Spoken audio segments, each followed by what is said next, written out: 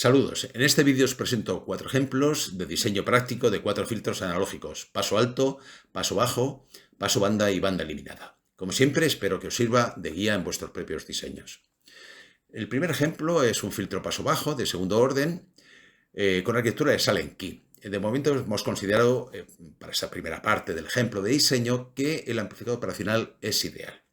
Las dos resistencias R1 y R2 son distintas, como veis en la figura, una de 1K y otra de 5K, y los dos condensadores CS1 y CS2, que forman la estructura de filtrado propiamente dicha, pues son también distintos, 100 nanofaradios y 200 nanofaradios respectivamente. Por lo demás, la parte correspondiente a la parte de amplificación del filtro, o el amplificador que acompaña al filtro, es un amplificador no inversor, con resistencias RB y RSUA. Nos piden en los 3 primeros apartados que calculemos la frecuencia de corte del filtro, la ganancia del filtro que tendría que tener para un factor de calidad de 0,5, lo cual nos aseguraría que el polo de la función de transferencia será un polo doble en el semiplano izquierdo y por tanto el filtro sería estable, como vimos en un vídeo anterior.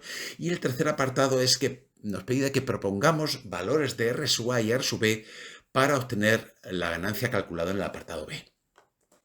Bien, como veis, cuando el filtro paso bajo con estructura de Silent Key tiene resistencias y condensadores R1, R2 y CS1 y CS2 respectivamente distintas, las expresiones que tenemos que utilizar, como vimos en un vídeo anterior, son las que tenéis en la parte izquierda de la figura. Para F0 me permitiría obtener una frecuencia de corte de 503,29 Hz y el factor de calidad igual a 0,5 me permite obtener, despejando esa expresión, la ganancia y sale 6,676.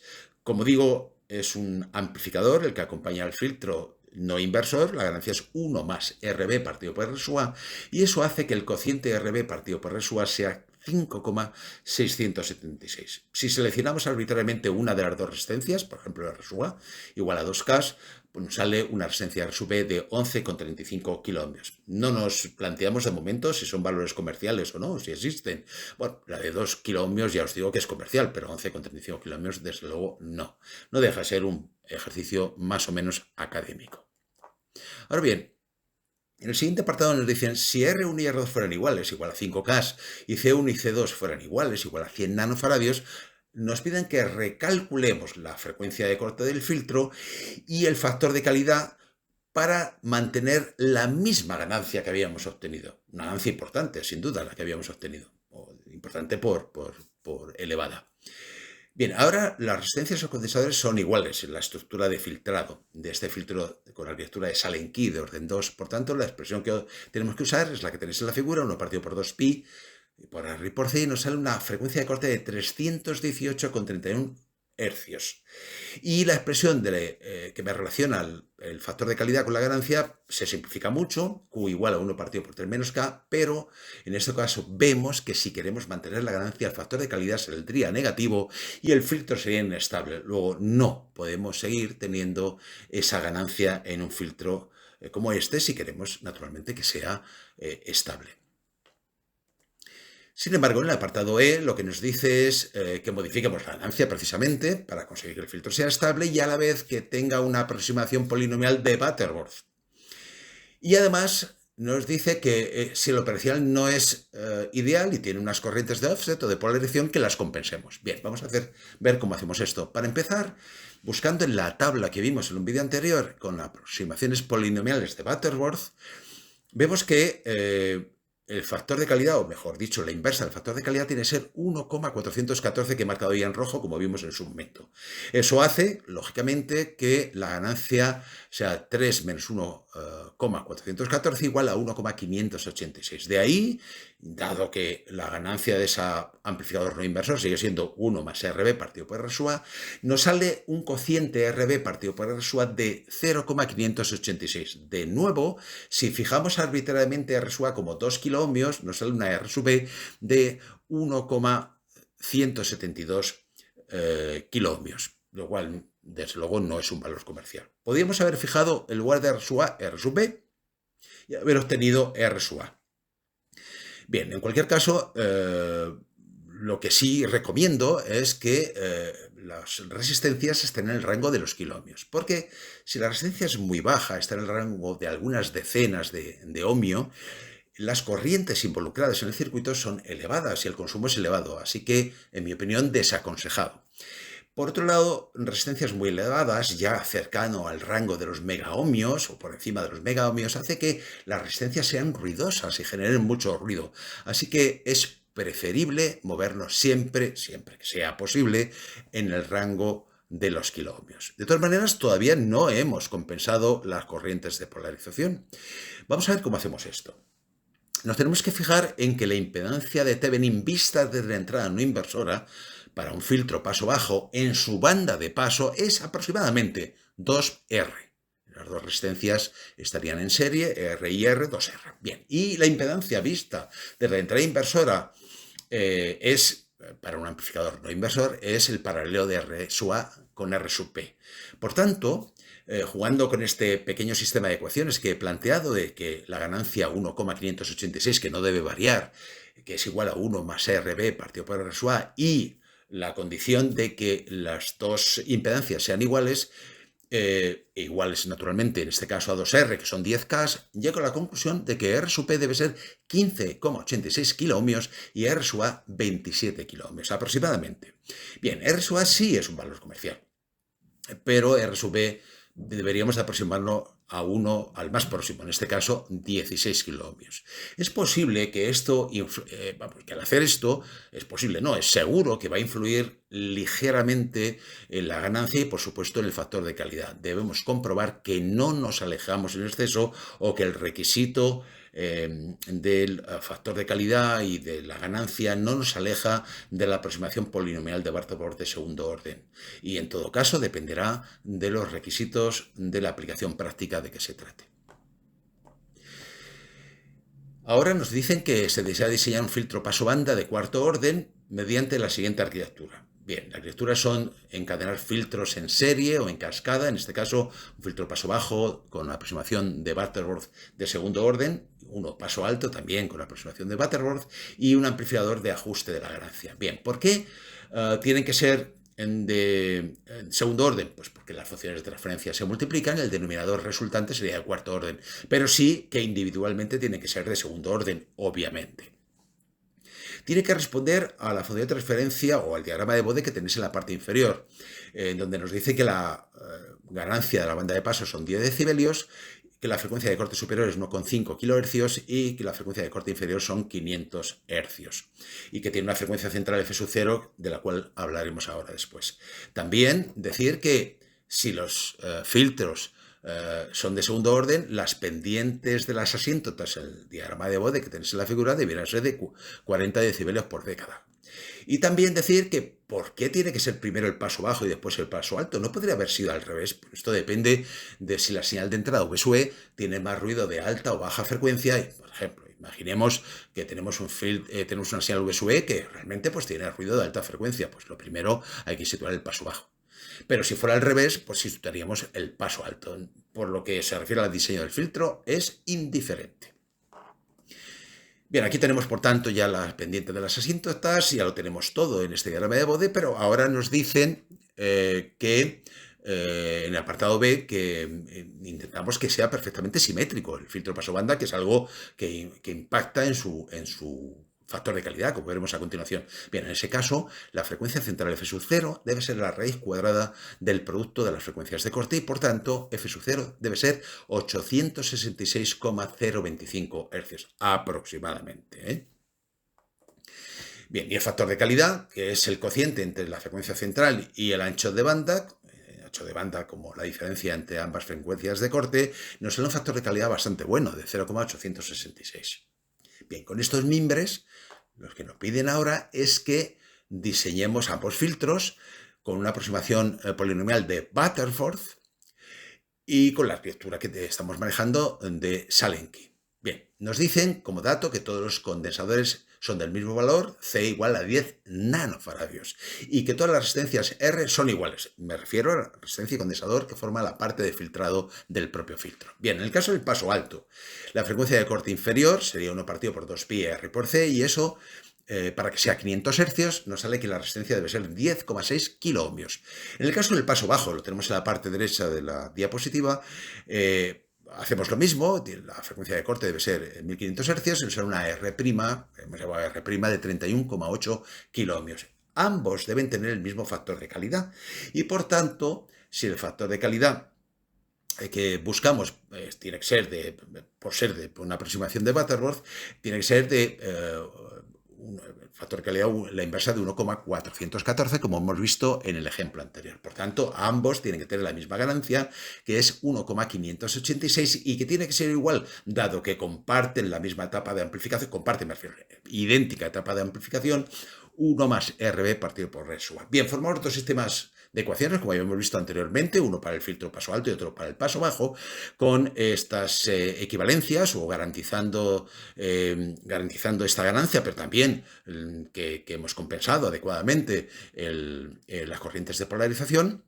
Y obtengo pues, lo que tenéis en la figura, que para el filtro paso alto tengo una R sub B de 16,81 kiloohmios aproximadamente y una R sub A de 28,7 kiloohmios. Y para el filtro paso bajo tengo respectivamente una R sub B de 100,87 kiloohmios y una R sub A de 172,16 kiloohmios. Evidentemente no son valores muy comerciales, así que hagamos un repaso final y decir que, bueno, en el caso del filtro paso alto, los valores comerciales más próximos serían para R 10 kiloohmios, no 10,6 kiloohmios, para las resistencias R sub B podríamos tomar o 15 kiloohmios o 18 kiloohmios, y para R sub A o 27 kiloohmios o 33 kiloohmios. El conseguir seleccionar uno u otro dependerá de cómo de cerca nos quedemos con la ganancia y con el factor de calidad correspondiente.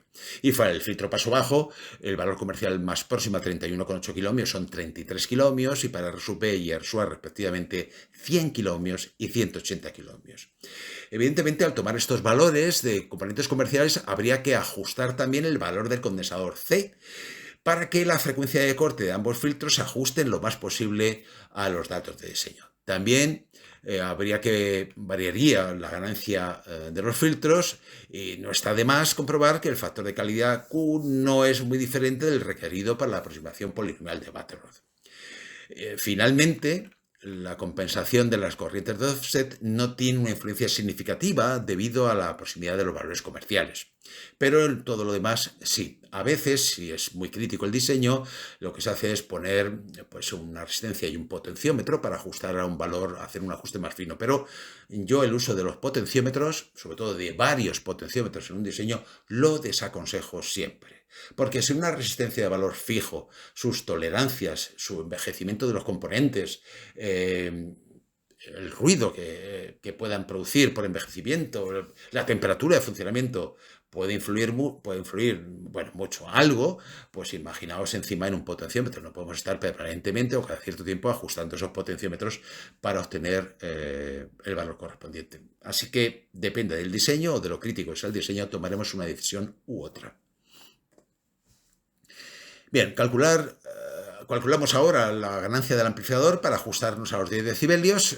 Bien, 10 decibelios equivalen a 3,1622 en valor absoluto, valores lineales, y por tanto el producto de las ganancias de los dos, de la etapa amplificador paso bajo, paso alto, por el amplificador, la ganancia del amplificador, pues nos sale que tiene que ser 3,1622, obviamente los 10 decibelios. Eso hace que despejando la ganancia del amplificador, K subamplificador, pues nos sale un valor de 1,257, que naturalmente para este amplificador que he elegido, que es un amplificador no inversor muy simple, que da buenos resultados, tendríamos una relación R2 partido por R1 de 0,257.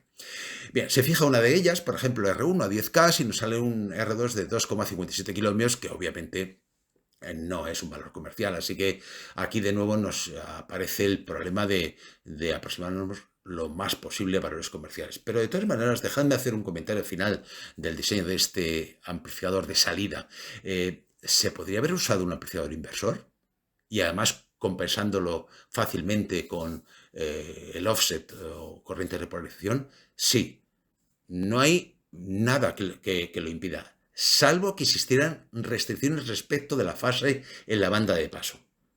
No voy a entrar ahí porque corresponde más a la obtención de los diagramas de voz de los diferentes, en este caso de los dos filtros más del amplificador, pero si no hay ninguna restricción en principio, si la fase tiene que ser 0 o tiene que ser 180 o viceversa, pues podríamos haber utilizado perfectamente, de acuerdo, un amplificador inversor.